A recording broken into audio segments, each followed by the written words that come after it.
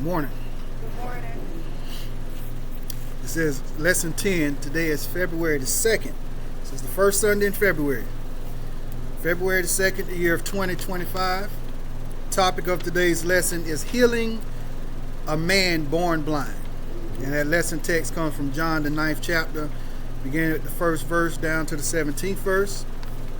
Today's aim. The facts is to show how Jesus healed a blind man and how the man answered questions about Jesus' actions. The principle is to present Jesus as the light of the world to those who live in darkness. And the application is to show that with Jesus as our Savior, we are able to better understand our difficulties.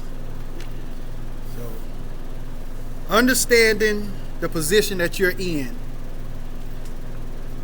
as long as you got Jesus on your side, is a whole lot easier than understanding where you are and you're not with Christ.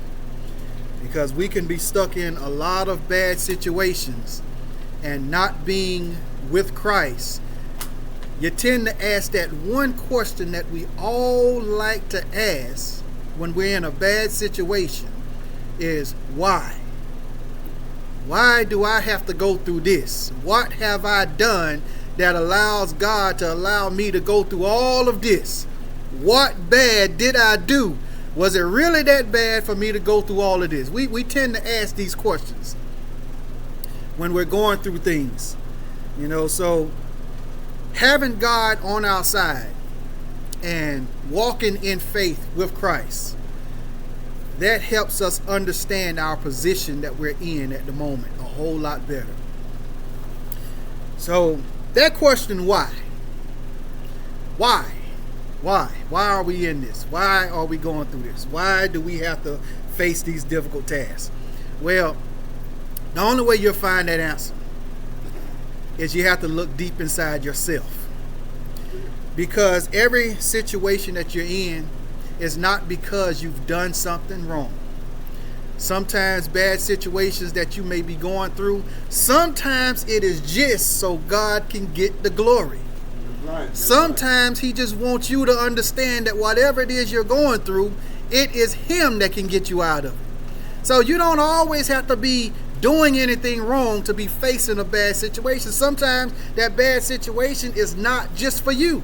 Sometimes it's for other people to actually see how they can get out of certain things. And see, God, I'm a firm believer in God would not put anything on you that you can't bear. So by you going through these certain things, it's only because He knows you can handle it. And He got you going through it so that other people can see how. Not per se that you've done something wrong. So I'm going to be honest with y'all here again, as I always do. I'm always honest with you. I started studying my lesson. But see, I started studying John, the first chapter. And I was going through John because I was facing a little bit of dyslexia, I believe. Because I'm thinking I'm studying the Sunday school lesson, but in fact, I'm going over John, the first chapter. Well, John, yeah, I'm going through the first parts of John. But it made sense after a while. Because in the beginning of these, that first part of John, it talked about how a man was sent only to bear witness of the light. And John was that man that was sent to bear witness of that light. And the light is who we're talking about in this lesson. So I took it as God just directed me there. So I didn't say, well, I studied the wrong lesson. I took that as God showed me what I needed to know first. So by me understanding that this book of John was just John writing the simple fact that he is here to bear witness of the light of this world, and he's talking to us in this lesson about Jesus being the light. And when Jesus leaves, it is now in darkness, and the only way that we can have light is to bring Christ back into our lives. We are led by the light. So without the light of this world with us, then we will remain in darkness. So it begins by saying, and as Jesus passed by, he saw a man which was blind from his birth. We're talking about a man that has never seen, born blind, never seen an apple, never seen an orange, never saw where he actually lived, never saw his mother, never saw his father, never saw any of his relatives. He's never seen. He was born blind. Now, there has been a question, how old was this man? The Bible is not going to tell you how old this man was. However, since this is Sunday school, that means we are supposed to be learning. So being that we are learning, we needs to go back into culture. You know, and back in these days, they considered a man to be grown and a man at the age of 13. So we can say that he was at least 13 years old. And he was capable of making his own decisions. He was capable of saying what he wanted to do, when he wanted to do it, what happened to him, whether or not somebody picked on him or whatever it was. He was capable of doing all of these things himself because he was considered to be a grown man. So he was at least 13. And his disciples asked, saying, Master, who did sin, this man or his parents, that he was born blind? So now this was the silly question. Who sinned? See, everybody think that there's a reason people go through certain things. They believe that just because, you know, you've gotten evicted, you know, it was something bad that you did in your life. Or because your car got repoed, it was something bad that you did in your life. Husband or wife cheated on you or left you, it was something bad that you did in your life that caused these things to happen. Not necessarily true. Sometimes God allows things to happen for a simple reason. Maybe it's because God got something better for you. And he's taking this out of your life so that you can collect what he got better. And as I said before, sometimes God just wants to fix the problem. He just wants to get the glory. And we have, it's a lot of us that spend a lot of time thinking that I did. You know, so we go about, you know, I got to do this so that I can fix this because I got this problem and I want to change this and I want to do this and I want to do that. Sometimes God wants to take and remove that I and let you realize that it is him and not you. So just because you're going through a bad situation doesn't necessarily mean that you are doing anything wrong. Sometimes God just wants to take the glory because you have been enjoying the glory too long and he needs you to step back. Now, it wants to know if this man is the reason why he's blind. Now, remind you that this man was born blind. So the question that they are really trying to figure out is, did this man sin while he was in the mother's womb? Or did he sin directly after conceiving? Right after him being born, did he commit a sin or did he commit a sin while he was still in the mother's womb? How? They're asking this question, which is an answer that is sitting there right in their face. How did he commit a sin at this time?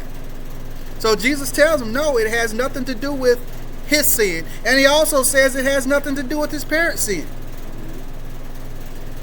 Nobody is the cause of this other than I need the glory. There are certain things that God needs to show the world. And in order for God to show the world, somebody has to be a figure. It says, Jesus answered, neither hath this man sinned nor his parents, but that the works of God should be made manifest in him. Nobody's sinned. He just needs the works to be manifested. He just needs y'all to see that it is through God. It is through faith. It is through everything that you believe that he has been talking is the reason why these things can happen. So when you're going through certain situations, if you believe that it is God that can get you out of these situations, it's the reason why a lot of people go through things. Because he needs certain people to believe. Now, this man has never seen. The only thing about Jesus that he knows is what people has been saying and what he's heard. he has never seen Jesus. So this is a prime benefactor that we are using, because he don't have the luxury of what everybody else has. Everybody else sees Jesus for who he is. Everybody else is watching Jesus do certain things. Everybody else is seeing the certain days and the times that Jesus is performing certain miracles. Everybody is watching what Jesus is actually using to create these miracles, except this man. The only thing that he has is a man gonna come to him and gonna heal him. That's the only thing that he knows. Says, I must work the works of him that sent me while it is day. The night cometh when no man can work. So right here he's talking about himself. He's saying he must do the works that he was sent here to do while he is still here, because he's calling himself day. And when he leave, nobody will be able to understand anything after him other than those that was followers of him. So while he is here, he is teaching the world everything that they need to know. While he is here, he is showing the world everything that they need to see, because he is the light. He is the way. He is the one that we needed to follow in order to get back to glory. So he is our lit path. In other words, he is the one that we need to follow. So he is here calling himself the light, the day. And when he's gone, he's calling that night, because he will no longer be here. As long as I am in the world, I am the light of the world. When he had thus spoken, he spat on the ground and made clay of the spittle, and he anointed the eyes of the blind man with the clay, and said unto him, Go wash in the pool of Siloam, which is by interpretation sent. He went his way therefore and washed and came seeing. An unusual way to be healed. Now, this isn't the only time Jesus used spit to heal. But see, I don't want y'all to think that it was the spit that was the healing. Because that one thing I always tell y'all in this class is faith without works is dead. Sometimes God needs you to do something. Sometimes you got to do some footwork too. And if it's doing something just as simple as getting up, going over here to wash what he just put on you off, then by all means go and do that. But obedience, that is what actually happened here. He was being obedient to what Christ asked him to do. It had nothing to do with the clay, because we all know that Christ can speak it and it will happen. We've already seen where he healed by not even being present. So this clay that was put on his eyes had nothing to do with his healing. It was just something. See, you're going to see it later that he mentions that you're going to see it in this chapter that he mentions that the only thing that he know happened was the man called Jesus put this clay on my eyes and he told me to wash it off, and I was healed. Because the blind man himself only thought that it was the clay that healed him. Now later you're going to see that the blind man became a follower. But see, in here you're going to find that this blind man, he thought that it was the clay. See, Jesus could have been standing right beside this man and he would not have known who Jesus was, because he never saw Jesus. The only thing that he knew in this lesson was it was the man called Jesus that put clay on his eyes, told him to go down to the pool called Siloam, which in other words, the interpretation called sent. Told him to go there and wash. And when he washed, he could see.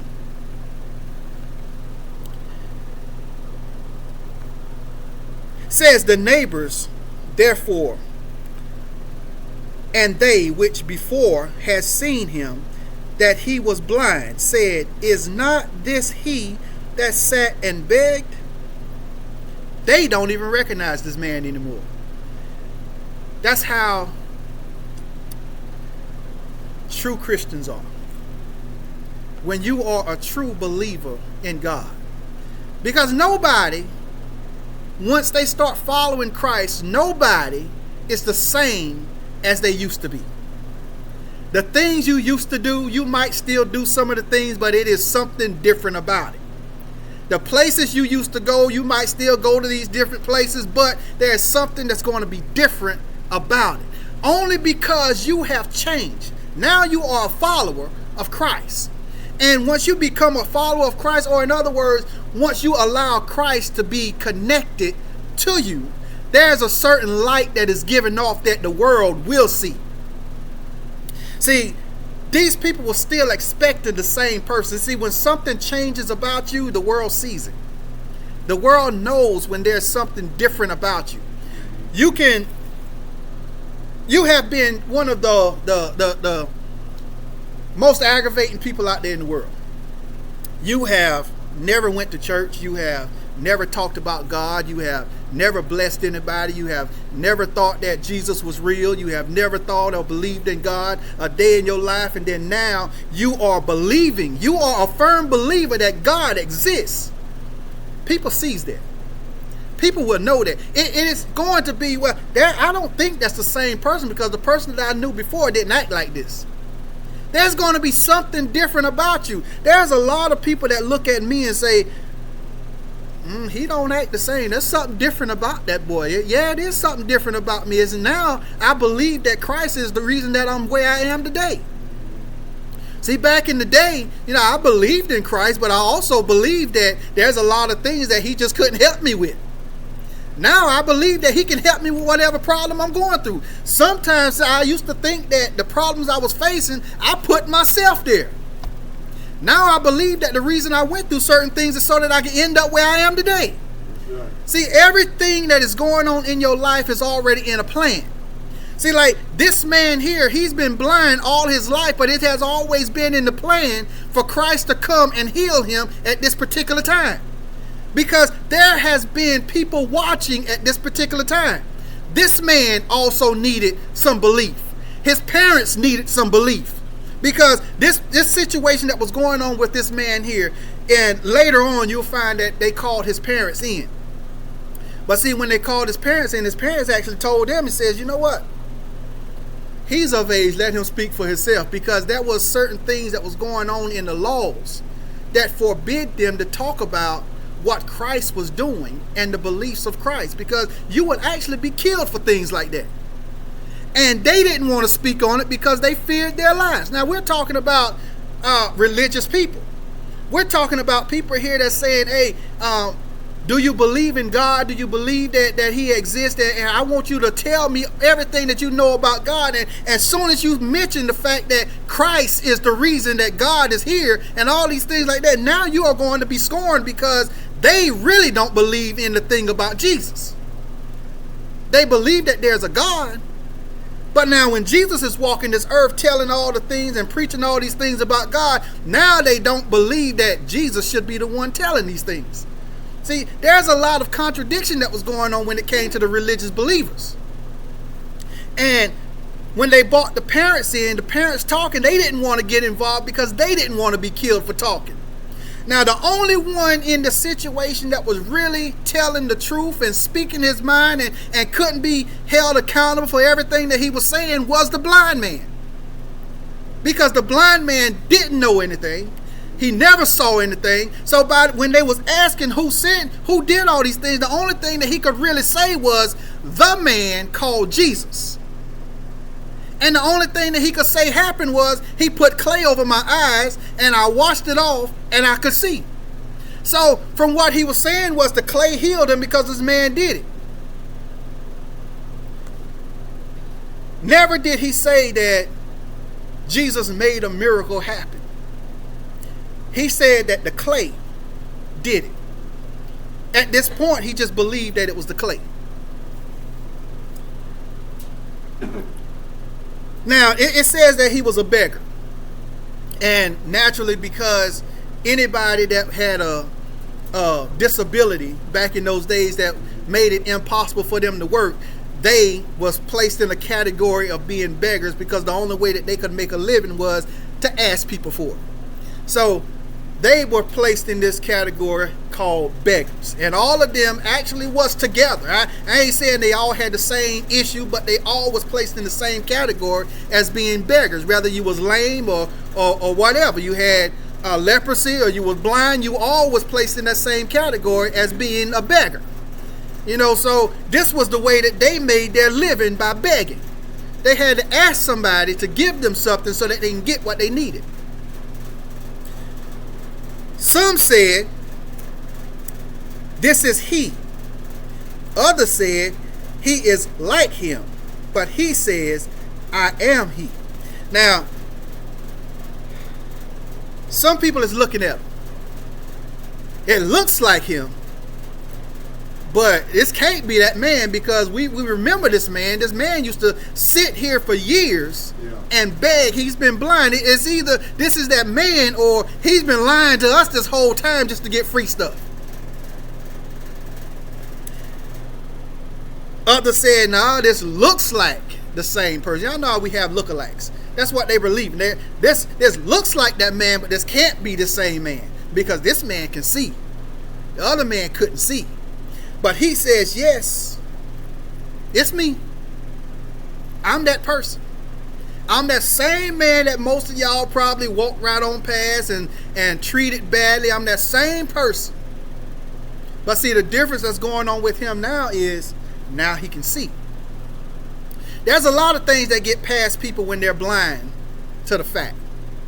When you're blind to reality, there's a lot of things that either you end up doing or you end up letting go or something like that, just because you're blind to the fact. Now, I know we're talking about a blind man physically, but we need to start thinking blind spiritually. You know, so when you're spiritually blind, there's a lot of things that goes on in your life because you are not seeing it from a spiritual standpoint. You think that just by going to church you're going to make it, but you're blind to the simple fact that it has nothing to do with going to church. You're blind to the fact to understand that it's not the church, but it is God. So once you start believing that it is God that's going to get you there, now you're no longer blind. So everything that you do from this point on, you're held accountable. See, that's what God is trying to get us to understand. Once you catch that reality of what is real and what is right, now you are held accountable for your actions. See, this blind man couldn't be held accountable because he didn't know. But now that he can see, he is held accountable.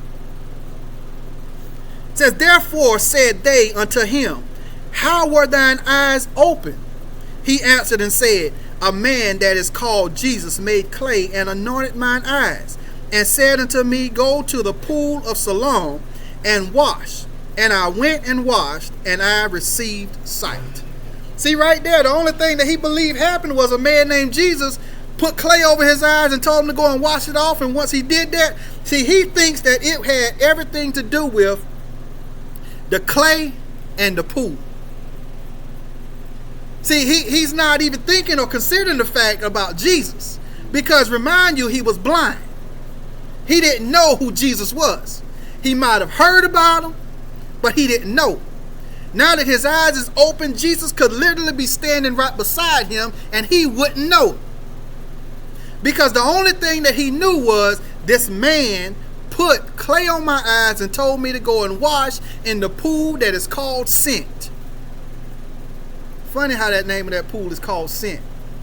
The man that was sent from God sent him to a pool that he's always been sent to go and wash.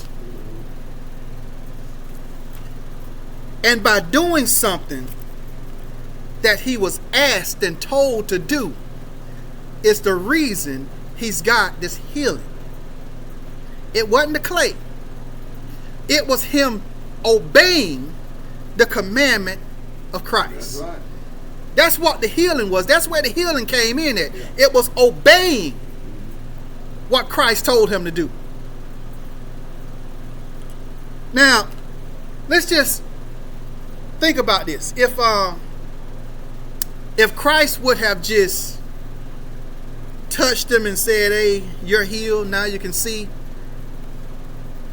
what belief would this man have had at this point?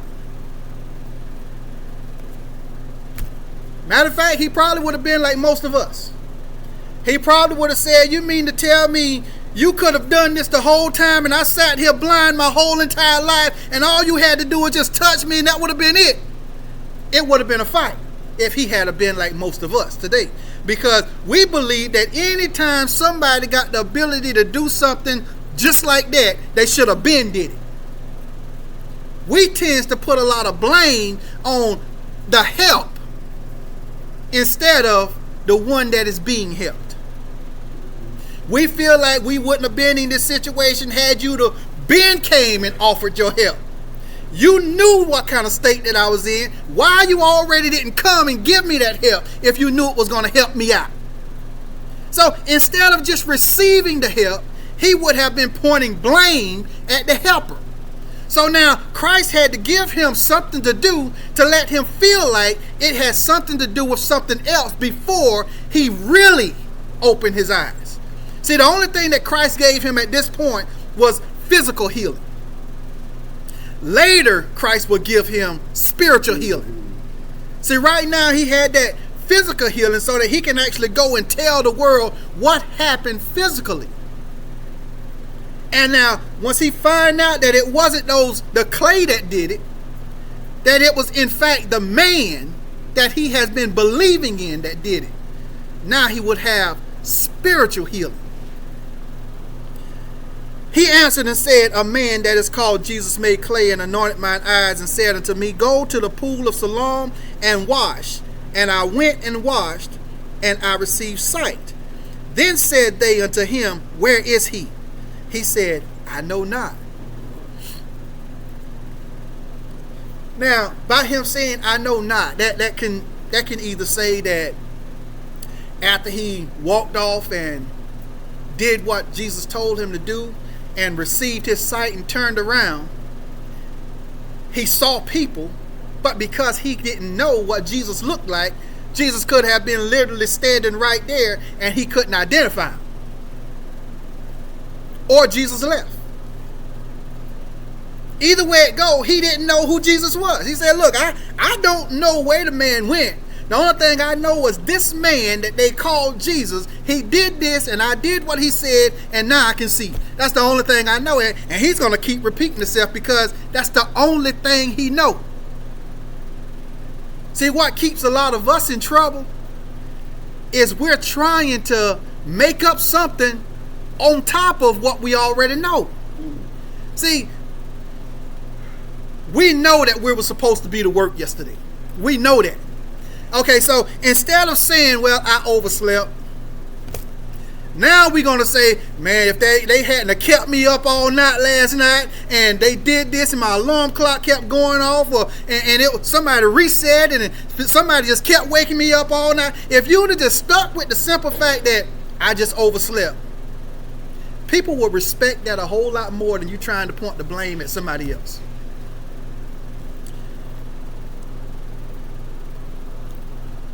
Says they brought to the Pharisees him that aforetime was blind.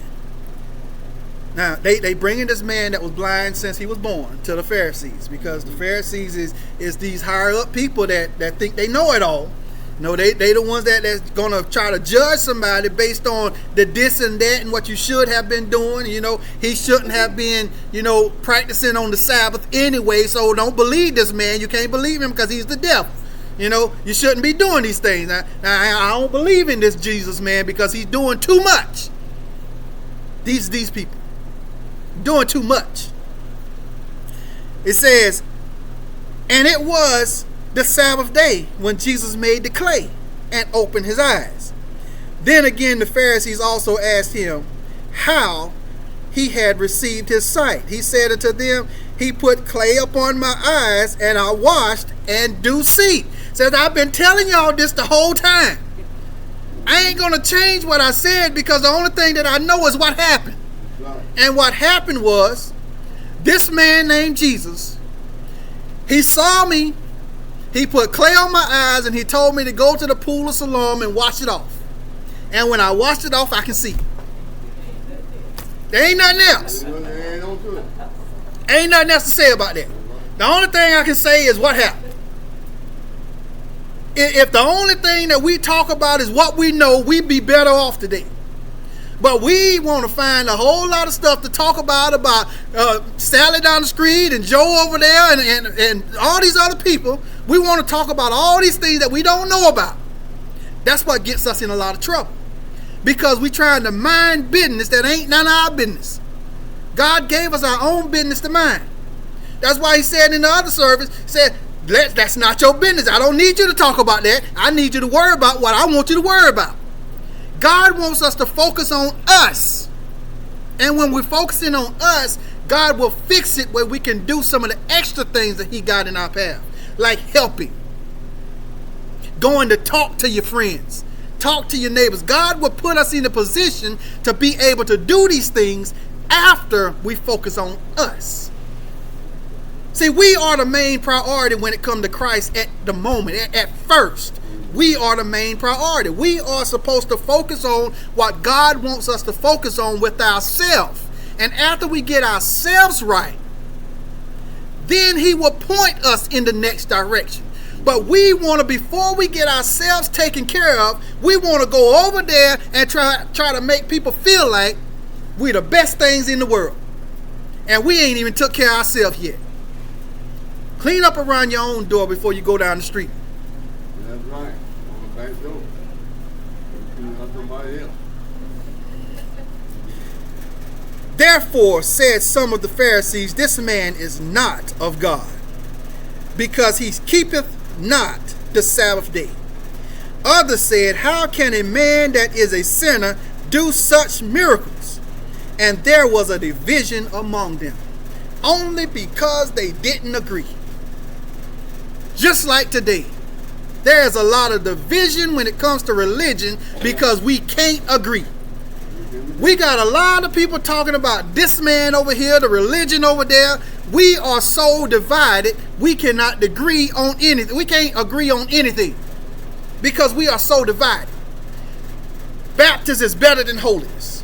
Pentecostal is better than Methodist. We are so God never told us to make all these different religions.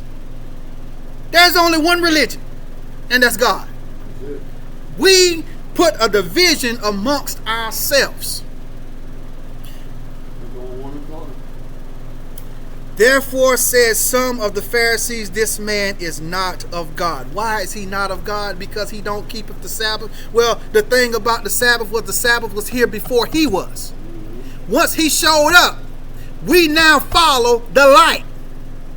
We follow the way, the truth. So if the words couldn't get us there, then maybe the person can. I sent down the rules that I needed you to follow. You couldn't follow the rules, so I'm going to send down the actual person.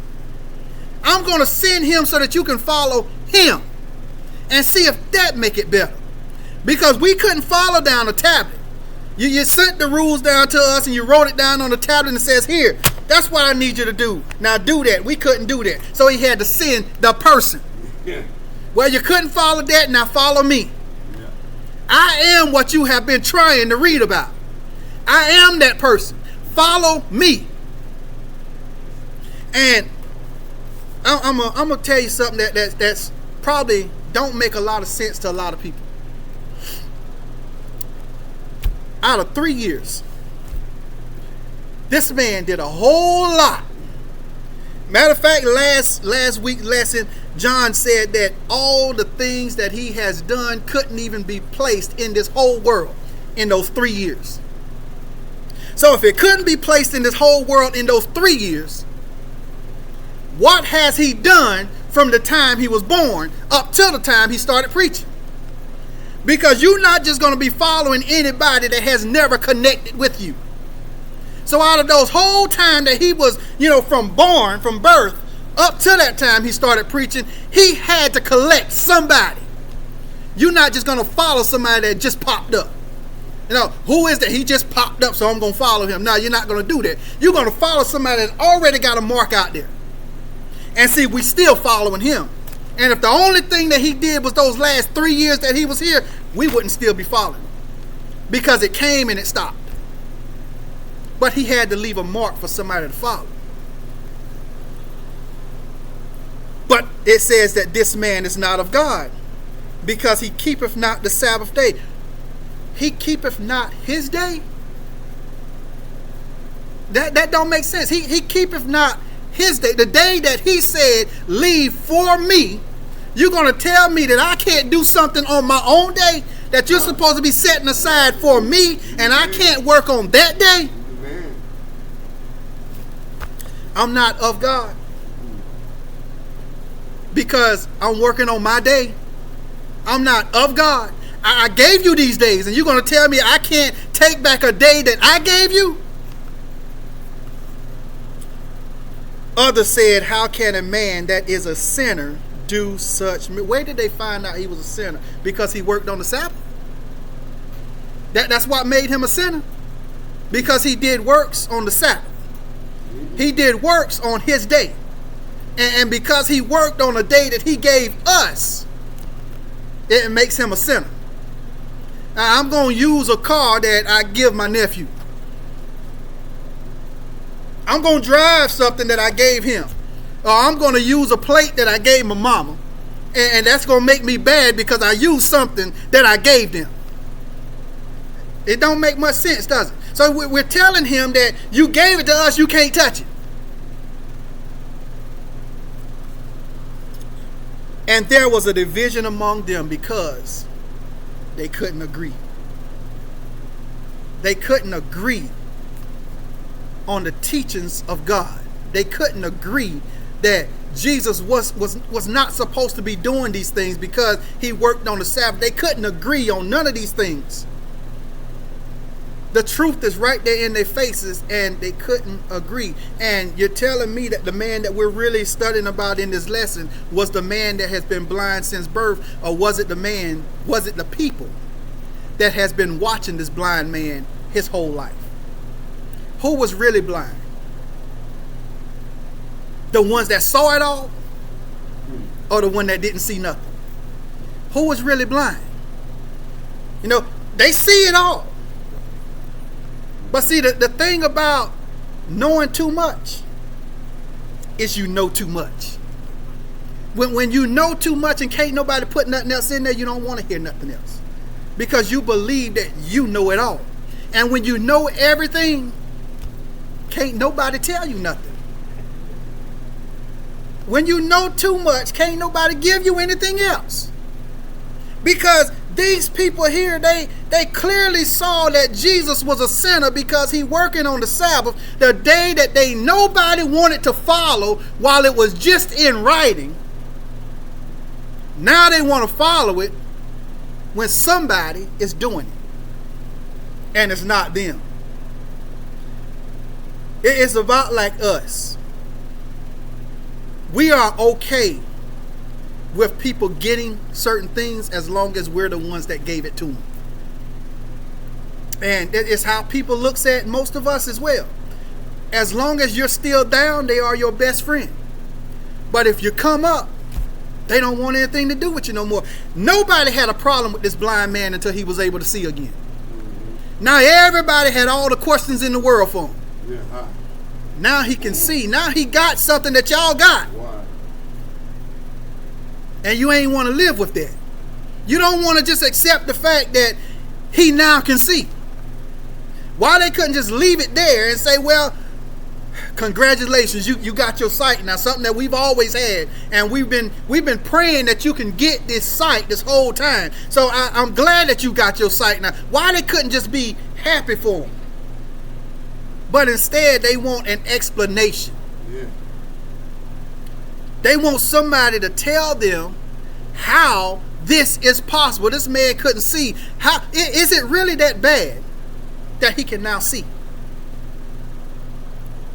We look at a lot of people that came up in life, and we do it too. We do it too. We say, how did they get that?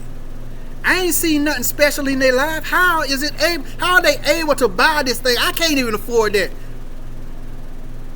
See, we do a lot of this too. We just don't think about it as such because we're not in the Bible, as you may think. but we're in there. But we just don't think that because our names isn't in there and this Bible been written way before we was here, and we're not in there, but we're in here because we're doing the same things that they're doing. Mm-hmm. We place this judgment on a lot of people based on who they used to be, who they are, and what we think they're going to become.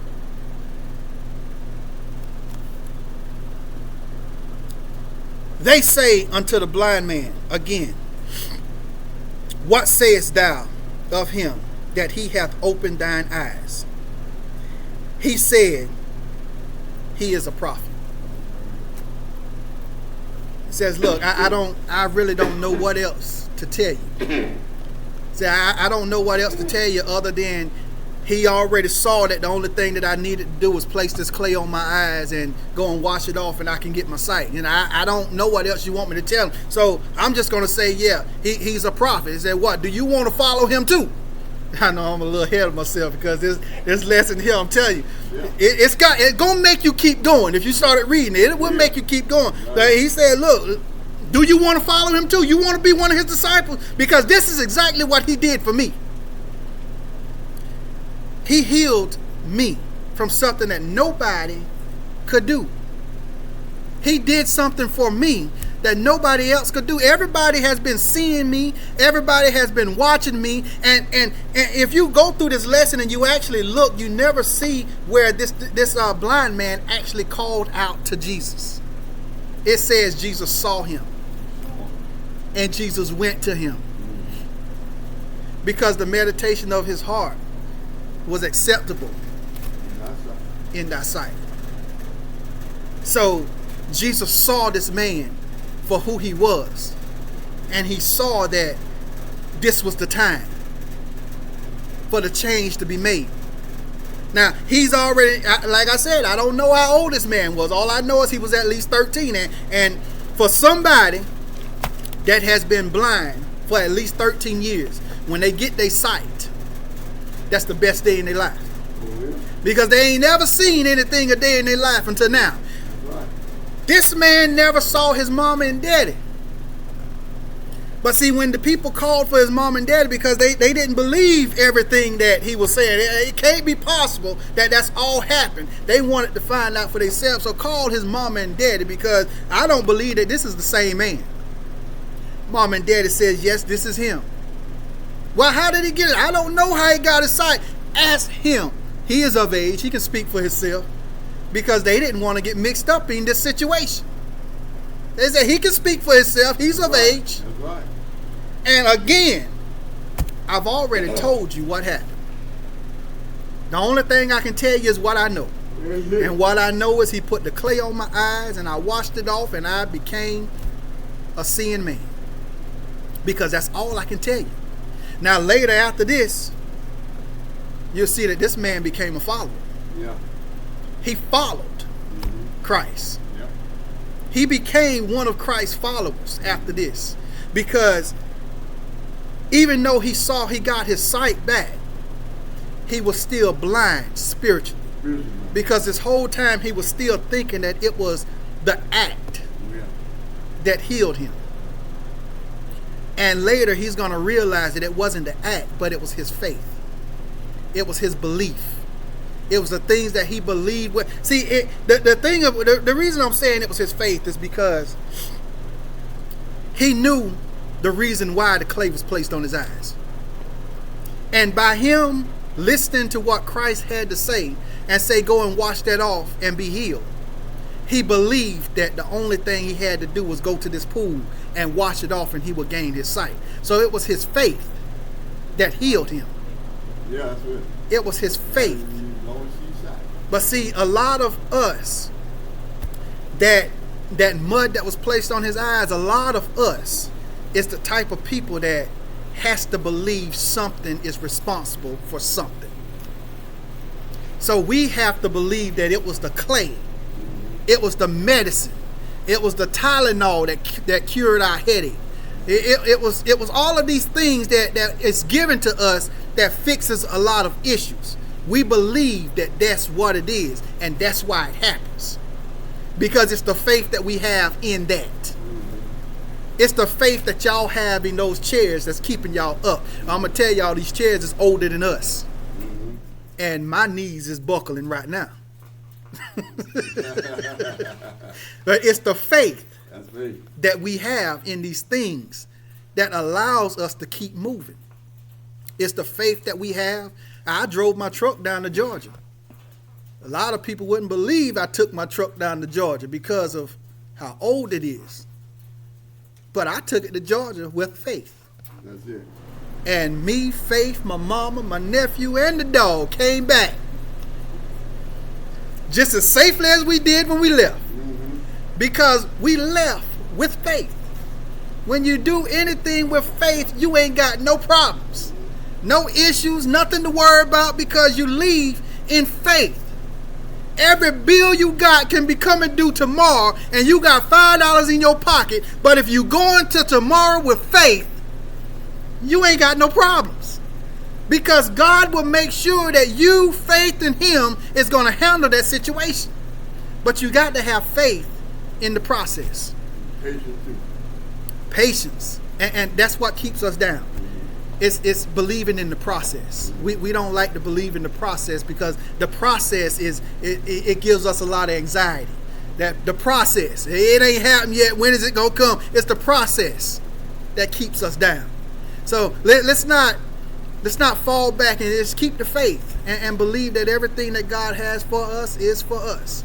I'm done with my lesson. I'm gonna turn this over in the hands of the superintendent. God bless the teacher.